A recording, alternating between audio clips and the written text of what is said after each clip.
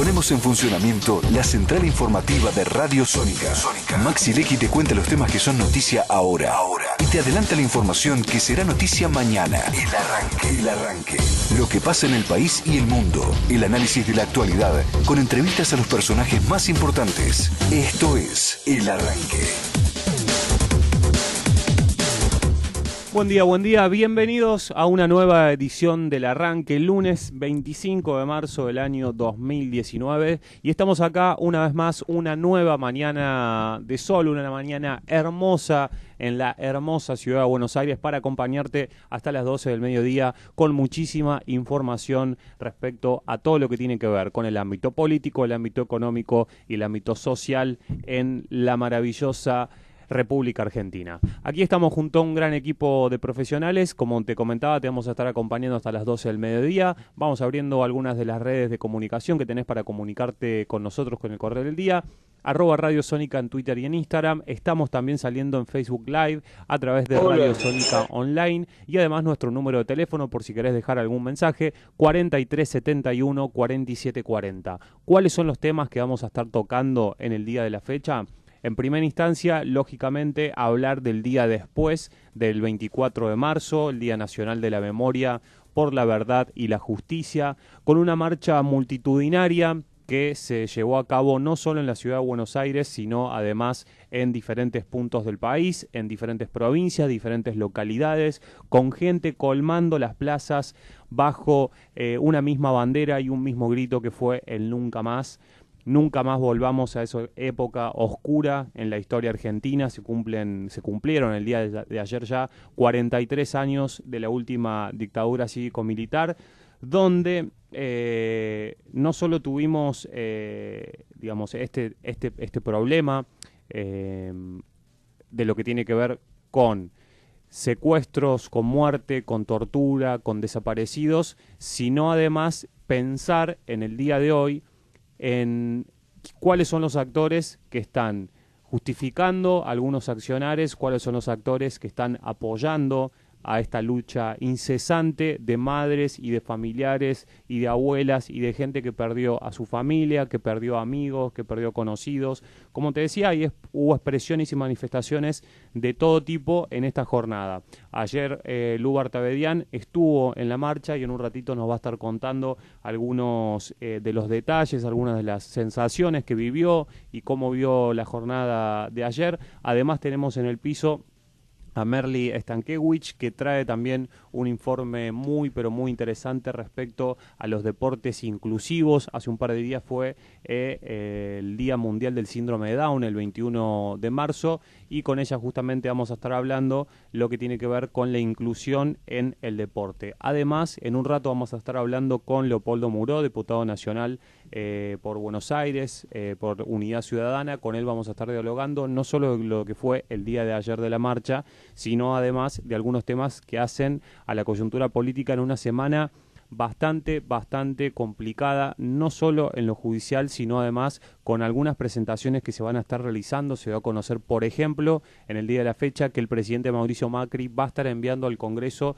el proyecto de ley para reformar el Código Penal. En un rato te voy a contar algunos de los detalles de ese nuevo Código Penal que tiene muchas manifestaciones que van a preocupar algunos ámbitos y quizás alegrar a otros. Obviamente depende de qué lado agarre la navaja, o te cortás o te cuidás. Y además, por otro lado, hablar de lo que sucedió en Córdoba en el día de ayer con el candidato kirchnerista que se bajó de las elecciones y parece ser como una especie de mimo de Cristina Fernández de Kirchner a la Alternativa Federal. Le está dejando el panorama limpio a Schiaretti para que vaya solo contra la oposición dividida. Recordemos, Cambiemos va con 2 candidatos a la gobernación de Córdoba y esto obviamente le está jugando a favor al candidato peronista Schiaretti.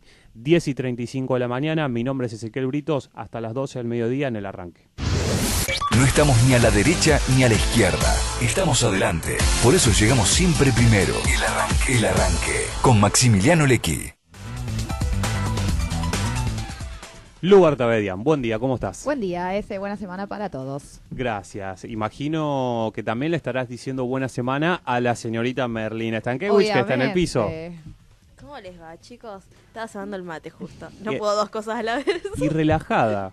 Muy relajada. Muy relajada. Sí, viste que yo... No la sé vida si me te- resbala un poco. No sé si te enteraste que es lunes y que hay que ponerse en ritmo de vuelta. Yo O no a vos te arranqué. llega el martes eso. No, el jueves me llega. Ah, el jueves. Yo arranco la Listo. semana el jueves, la corto el viernes. Perfecto. ¿Quién pudiera? ¿Quién pudiera?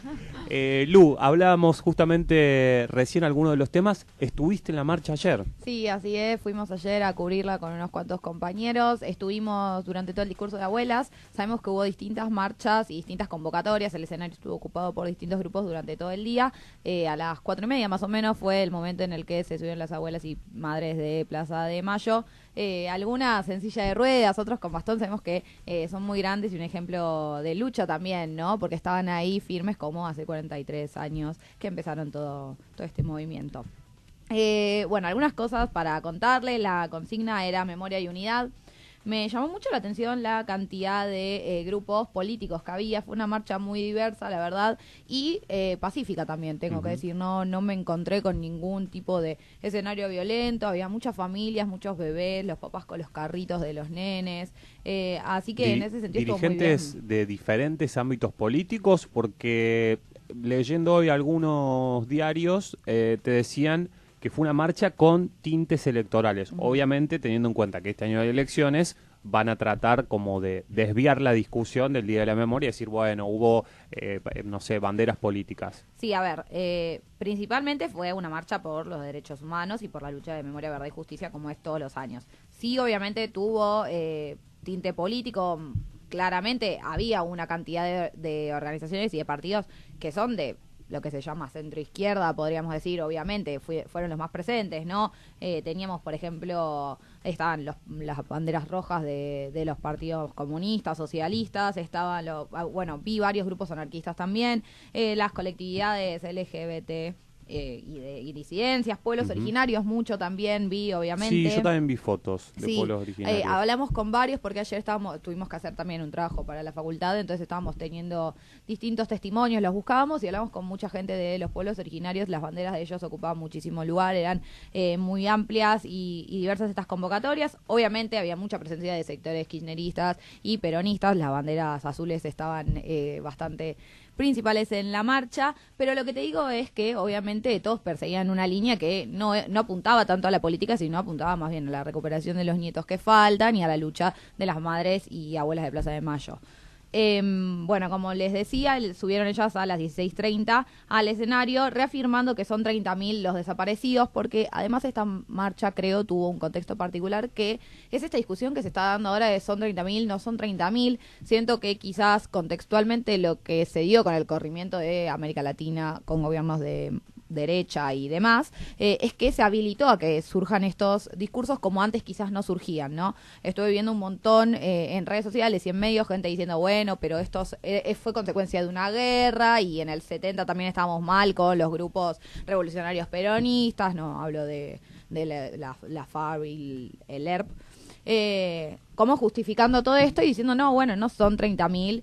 Entonces las abuelas se mantuvieron afirmando que sí, que son 30.000, y muchos salieron a decir que en realidad, por ejemplo, Lipovetsky salió a hablar y dijo, bueno, 30.000 es un número abierto, es un número que representa la lucha. Si son 30.000, sí o no, se verá, pero la realidad es que estamos representando una lucha que nuestra historia la tiene, nos lastima totalmente, ¿no? Sí, yo creo que tratando como de ponerle una especie de paño frío a la situación, es imposible, pero claramente imposible, y lo hablas con historiadores y lo hablas con gente que vivió en la época, que tuvo acceso a registros, es imposible aseverar con certeza absoluta cuántos fueron. Es imposible. Sí. Por eso uno dice 30.000, porque se basa no solo en lo que tiene que ver con el informe de la CONADEP en su momento, que claramente marca una cantidad de desaparecidos y pone un número, 7.200 y algo, pero tenemos que hablar de la cantidad de desaparecidos que no fueron denunciados en su momento, que fueron denunciados posteriormente, y andás a ver la cantidad que no fueron denunciados nunca.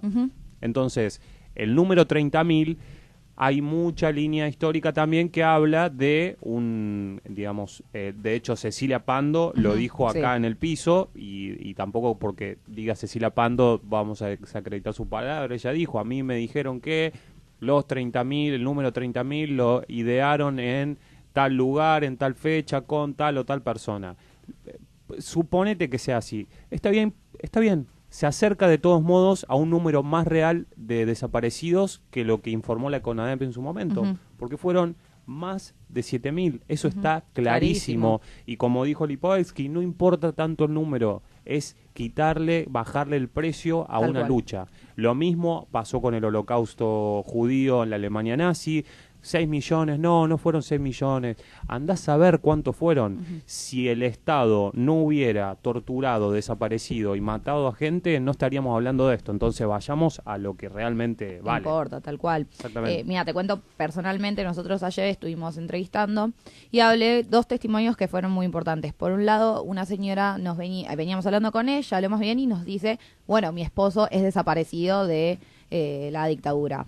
Nosotros estamos cubriendo por primera vez una marcha de este tipo, imagínate, ¿no? Encontrarse cara a cara con eso que te cuentan, quizás si uno no le pasa, no lo tiene en su familia o nadie cercano, fue muy choqueante. Y después, por el otro lado, también estuvimos hablando con una madre también de desaparecidos que nos contó que se enteró años después que lo tenían a su hijo a 3 cuadras de la casa. Entonces, imagínate que nosotros, caminando por la marcha, nos encontramos con esto. Por eso me parece que discutir el número es algo totalmente banal. Porque, a ver, fue caminar un poquito y encontrar testimonios que la verdad nos impactaron para el día y para la semana. Claramente. Y hablar también, me parece importante hablar el día después. Y también esto que marcaba al principio, las expresiones, las manifestaciones, el número, que como bien decíamos, no es tan importante, ni siquiera es relevante. Sí me parece importante destacar que los principales diarios, ellos dos, estoy hablando del diario Clarín y el diario La Nación, evitaron hacer menciones en sus tapas a la multitudinaria marcha que se efectuó el día de ayer. La Nación ni siquiera le dedicó un apartado al costado. Clarín sí, puso a un costadito, tema del día, plaza, además, de hecho lo tenés... Sí, con tono opositor, una masiva movilización repudió el golpe militar del 76. Con tono opositor. ¿Realmente es necesario decir con tono opositor?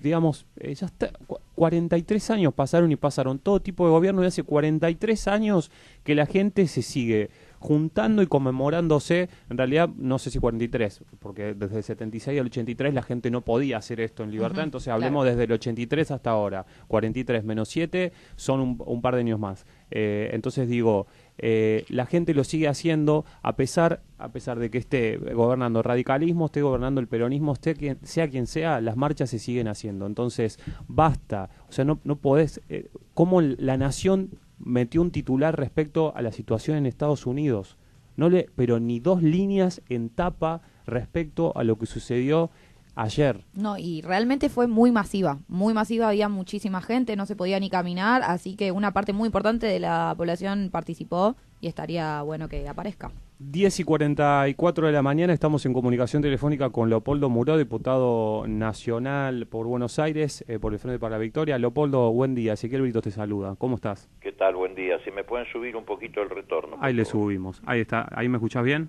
Mejor, sí. Perfecto. Leopoldo, justo hablábamos respecto al día de ayer, sé que estuviste en la marcha, sensaciones, sentimientos del día de ayer, más en este marco de Macri en el gobierno. Bueno, en primer lugar, la emoción de siempre, los 24 de marzo, cuando uno ve que la memoria, la verdad y la justicia se impusieron, sobre todo con la participación de mucha gente joven, que seguramente no vivió aquella etapa, que son en algunos casos hijos y en algunos otros nietos de la democracia, pero que tienen internalizado, asumido el horror que vivió la Argentina, porque hubo una etapa inmediatamente después de la caída de la dictadura militar en la que esta política de memoria, verdad y justicia se puso en marcha con altibajos, pero con una trayectoria que no tiene parangón en el mundo, que se inicia con el juicio a la Junta Militar, la creación de la CONADEP, y sigue después más adelante en la etapa de Néstor y Cristina con la ampliación de esos juicios incluso hacia los cómplices civiles de la dictadura. Fue una manifestación masiva, realmente yo los escuchaba recién, es insólito, pero bueno, explicable en la Argentina de hoy, que esto no haya merecido la tapa de algún diario. Todos los diarios de hoy deberían haber reflejado esto, pero no solamente por la cantidad de gente, no solamente desde el punto de vista cuantitativo, sino porque también es una respuesta cultural muy fuerte de una sociedad que no quiere volver a un escenario de aquella naturaleza, ni en mayor intensidad ni en menor intensidad.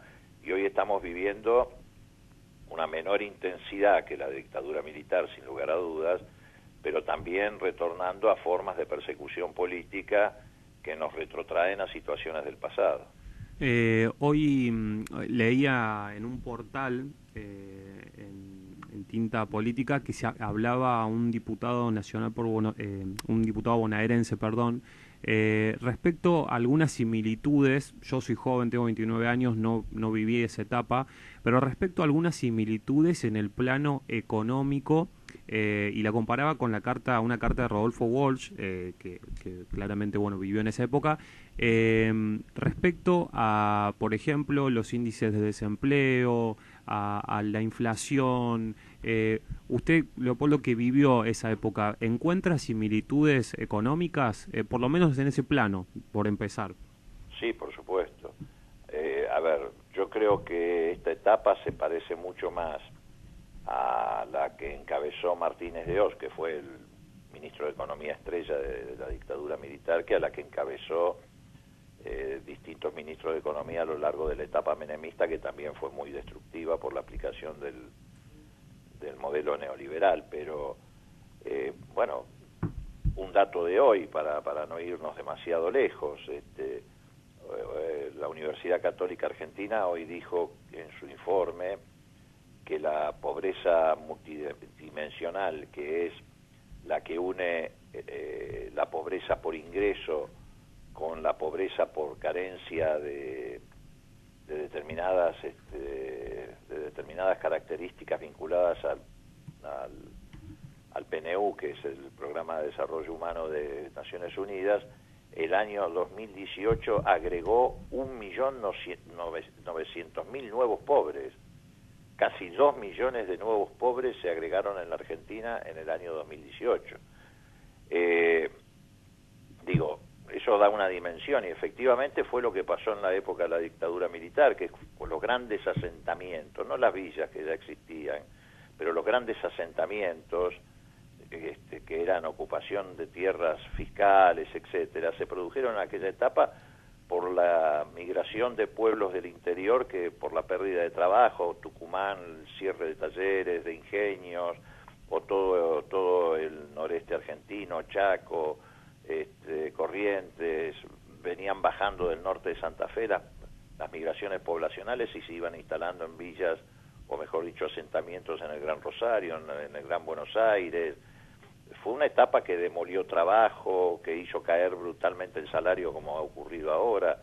Por supuesto, en ese sentido las similitudes son absolutas. Leopoldo, respecto, también me parece muy interesante el planteo o la idea de la complicidad de algunos sectores financieros y económicos, y en este plano en el Congreso se intentó quizás hace unos años avanzar en la conformación de una comisión bicameral de identificación de las complicidades económicas y financieras.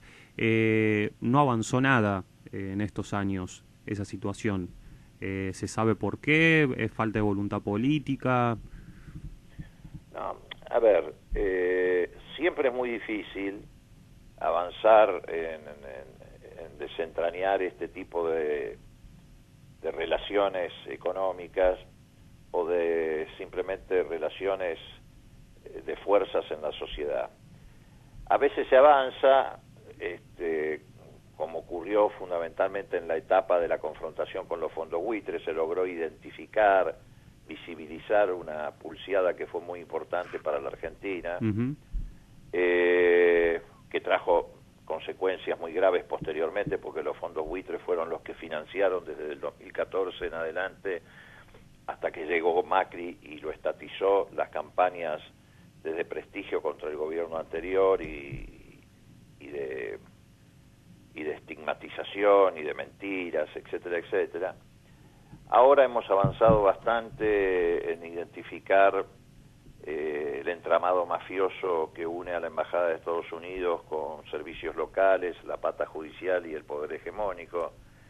Es decir, el Congreso tiene claros oscuros. Hay momentos en los que pareciera impotente para resolver alguna de estas cuestiones estructurales y hay momentos en los que, por el contrario, se muestra como eficiente para poder desentrañar este tipo de sociedades oscuras, ¿no? Uh-huh. En un plano quizás similar, se dio a conocer en el día de la fecha que el presidente Mauricio Macri, luego de varios intentos frustrados el año pasado, intentará nuevamente meter la reforma al nuevo Código Penal. Estuvimos leyendo algunas de las cuestiones que se plantean, algunos de los artículos, y va un poco en sintonía con, lógicamente, el año electoral y los problemas que plantea el presidente Mauricio Macri en el oficialismo, de los que más necesitan los argentinos, ¿no? ¿Ustedes imagino que no están en la misma línea o qué piensan respecto a la reforma del Código Penal? Mira, yo lo primero que pienso es que va a ser muy difícil la sanción del Código Penal en el año electoral. Uh-huh. Te diría que, no quiero hacer un pronóstico contundente, pero te diría que más que difícil, imposible. Y además imposible porque efectivamente un código, como una constitución en general, se sancionan como consecuencia o como fruto de un consenso político. Fue lo que ocurrió con las reformas que llevó adelante Cristina Kirchner en el Código Civil y Comercial. Fue un consenso político muy amplio, el debate duró mucho tiempo,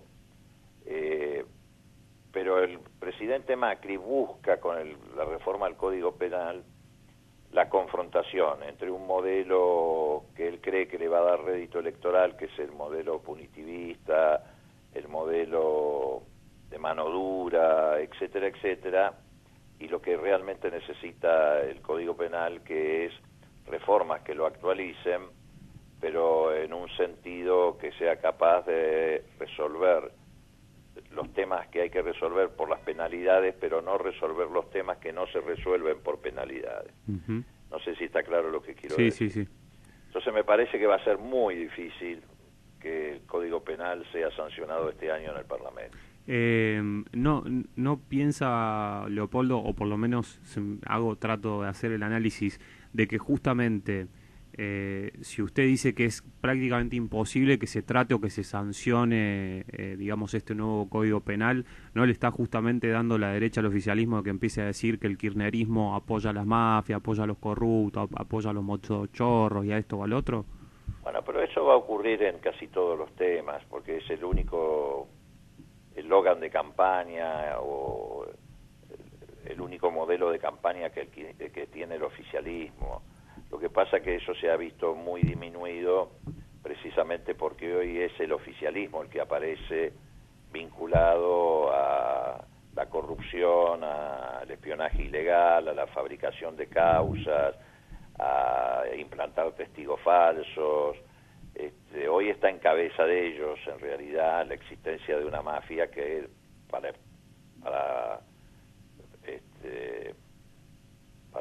lo peor de la Argentina es una mafia que encima gobierna la estructura del Estado.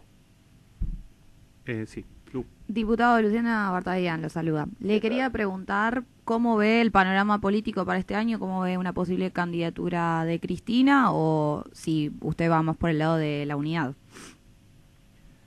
A ver, empecemos por lo último. Yo creo que la unidad viene avanzando y se viene consolidando porque la unidad yo la entiendo no como una fotografía de dirigentes que se juntan, sino como una coincidencia que se va logrando en el seno del pueblo, de la sociedad.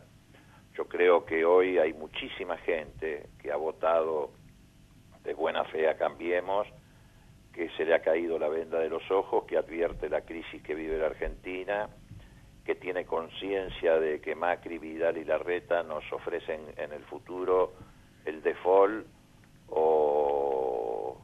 hiperinflación o, en el mejor de los casos, una mega devaluación.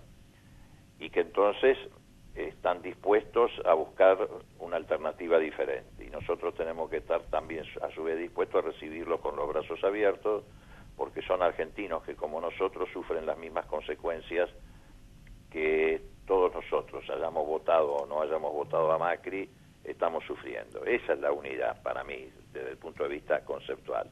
Lo que une a los trabajadores, los sectores medios de la sociedad, profesionales, pequeños y medianos industriales, y algunos no tan pequeños ni medianos, porque también la gran industria está sufriendo las consecuencias de esta crisis. Eso creo que es lo más importante, porque es lo que después va a terminar presionando sobre los dirigentes para que transiten ese camino de unidad, y el que no lo haga se quedará parado en el andén. Sí. Ahora, respecto a la candidatura de Cristina, bueno, a ver,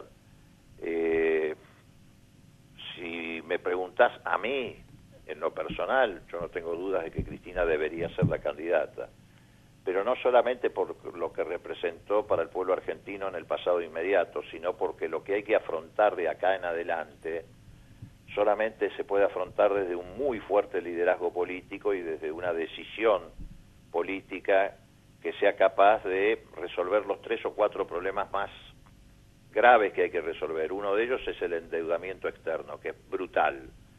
Y Cristina ya demostró, y Néstor antes, que están en condiciones de afrontar esa situación y resolverla sin que el pueblo argentino pase por el sacrificio que esto impone, y además hasta llegaron a desendeudar a la Argentina. Y el otro problema es reconstruir el aparato productivo de la Argentina, que ha pasado por un industricidio, y también eso Cristina lo ha llevado adelante en la medida en que hizo crecer el empleo, las pequeñas y medianas empresas, sabe cómo llevar adelante esa reconstrucción.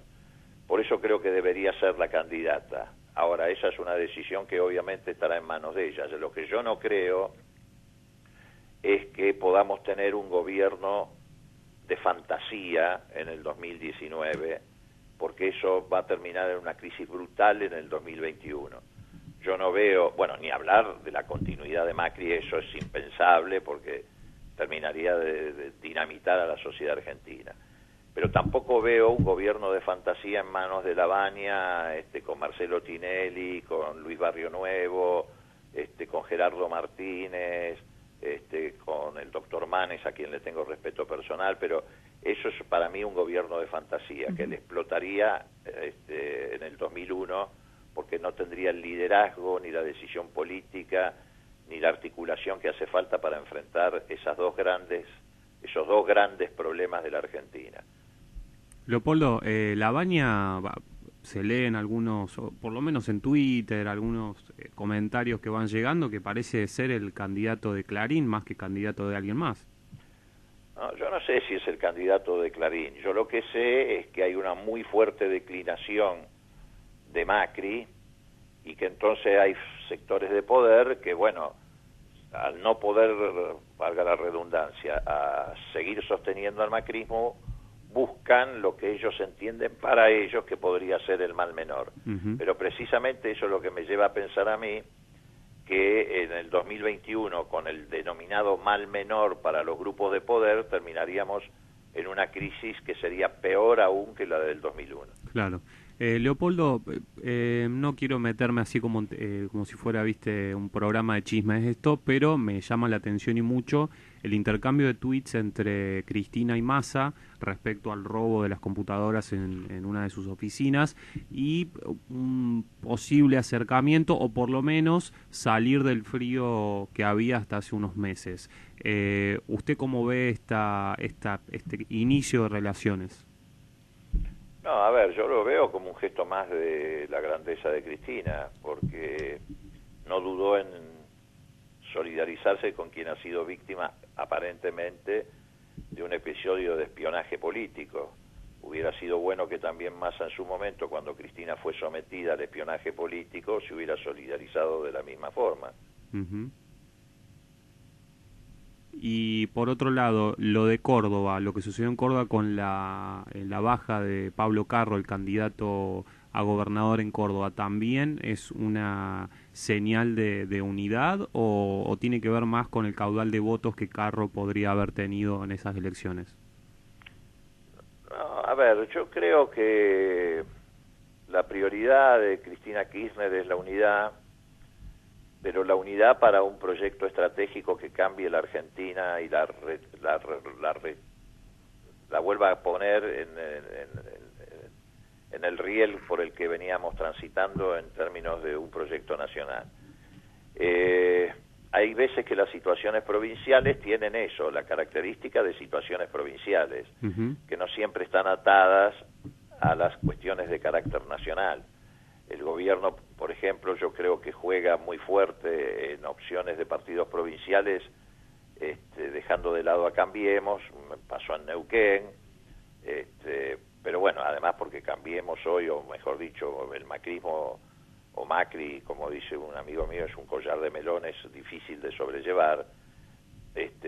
Iban camino a hacer lo mismo en Río Negro, y yo tengo mis dudas respecto al comportamiento de Cambiemos en Córdoba. Yo creo que la ruptura de Cambiemos en Córdoba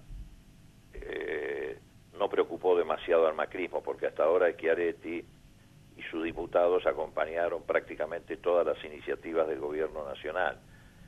Más bien me parece que en el caso de Córdoba hubo un déficit de construcción política de nuestra parte.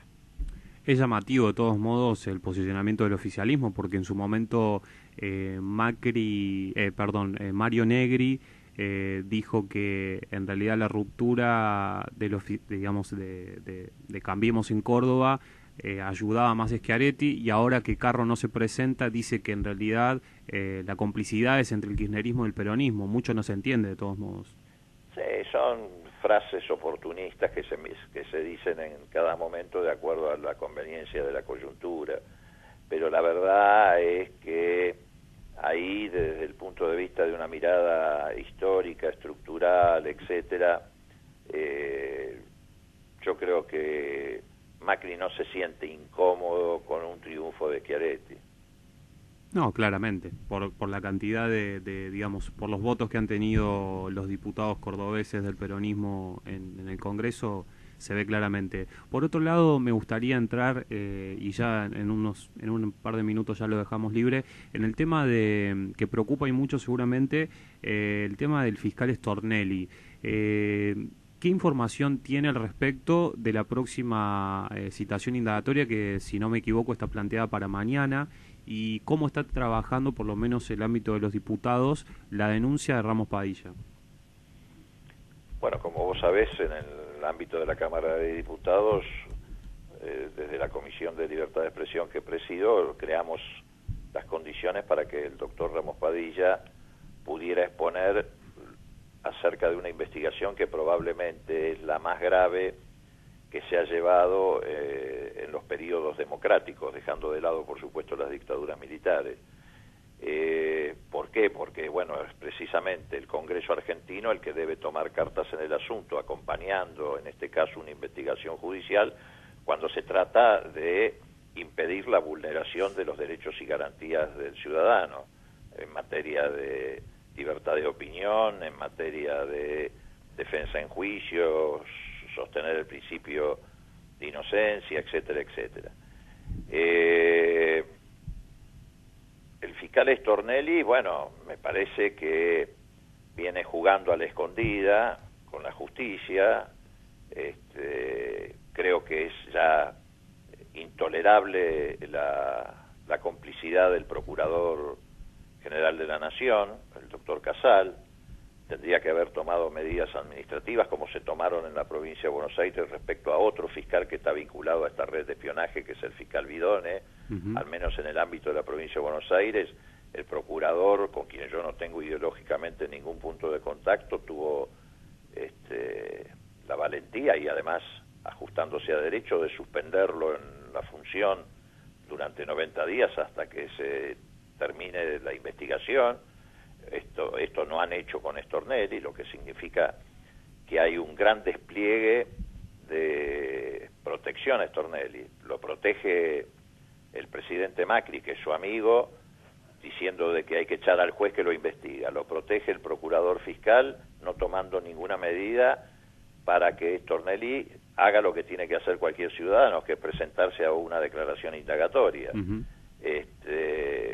Bueno, me parece que en Comodoro Pi va perdiendo aliados que lo protejan, así que mañana lo que tendría que ocurrir es muy sencillo, que se presente y preste declaración indagatoria, o no, tiene el derecho a negarse a declarar, pero por lo menos lo que tendría que llevar es su celular. Algunos dirán, bueno, es una ingenuidad porque ya habrá borrado, como hizo el periodista Santoro, que lo confesó, todas sus conversaciones, vínculos, etcétera.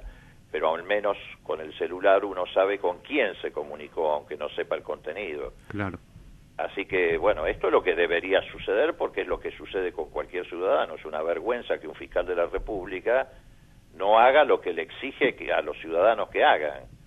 Así que yo creo que mañana, si no se presenta, no sé qué va a hacer el juez, yo no soy el juez, pero lo mínimo que debería ocurrir es que lo declaren en rebeldía, que el procurador fiscal lo suspenda en su función preventivamente y que si no va, se lo lleve un patrullero a declarar.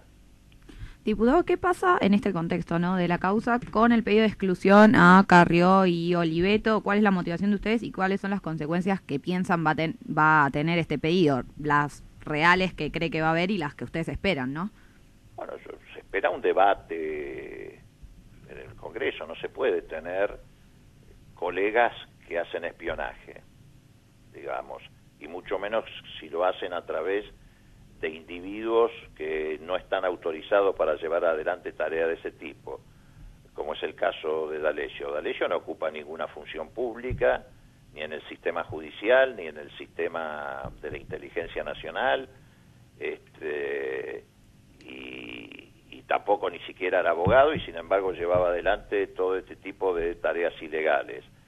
No se puede tener diputados que se nutran además de fuentes de esa naturaleza, aunque esto es lo menor, pueden ser engañados o no, pero lo que importa no es si fueron engañados o no, sino que ellos también practiquen, como en el caso de Santoro.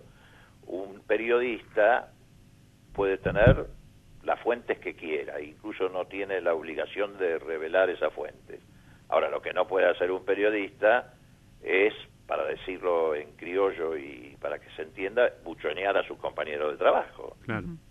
Porque eso es espionaje ilegal. Leopoldo, la última, y ya nos vamos despidiendo.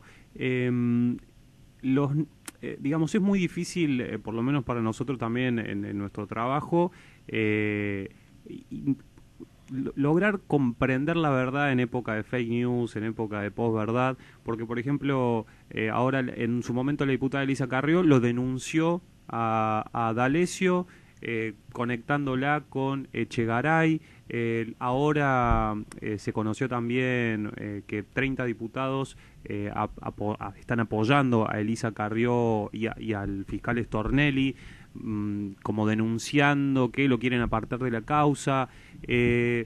¿Cuál sería para usted, digamos, tenemos más dudas que certezas, cuál sería para usted la única certeza dentro del mar de dudas? A ver, yo tengo más que una única certeza, pero no les quiero complicar la vida demasiado. Una certeza que tengo es que el fiscal actuó contra la ley, claramente. Por eso es una vergüenza que 30 diputados lo apoyen, porque los diputados no pueden apoyar a alguien que actuó contra la ley, es decir, que se transformó en un delincuente, y menos cuando el que se transforma en un delincuente es un fiscal de la República. Y eso está absolutamente comprobado. Él actuó contra la ley, contra los procedimientos que establece el Código de Procedimientos, actuó claramente contra la Constitución Nacional. De eso no hay duda. La otra certeza que tengo es que esta organización de espionaje, si bien es una organización paraestatal, está monitoreada, conducida y controlada por parte del aparato estatal de la AFI, de la Agencia Federal de Investigaciones, y por servicios extranjeros. Yo creo que D'Alessio reportaba claramente, su jefe en materia de espionaje interior era el comisario Boboliuk, que ha sido personal de la AFI hasta hace poco tiempo y que yo creo que sigue siéndolo, pero bajo la apariencia de no serlo, cosa que es muy común en el mundo, y también reportaba sus operaciones de espionaje internacional vinculadas a los objetivos estratégicos de Israel y de Estados Unidos a su otro jefe, que es Mario Montoto. Me parece que eso está también suficientemente probado. Y en cuanto al fiscal Stornelli, reitero, está suficientemente probado que actuó en contra de la ley, contra los principios constitucionales, en violación a todos los artículos del Código de Procedimiento de la República, y que debe ser inmediatamente apartado del cargo. Leopoldo, muchísimas gracias por esta charla, por esta conversación en la mañana del arranque. Te esperamos, estás invitado a venir a seguir hablando de la actualidad política en un año que va a ser bastante polémico, así que te esperamos. Pero con todo gusto, que les vaya muy bien. Gracias, hasta Leopoldo. Luego, un abrazo grande. Así pasaba el diputado nacional Leopoldo Muró en la mañana del arranque. Los acomodadores te llevan a recorrer los mejores espectáculos, entrevistas, cine, teatro.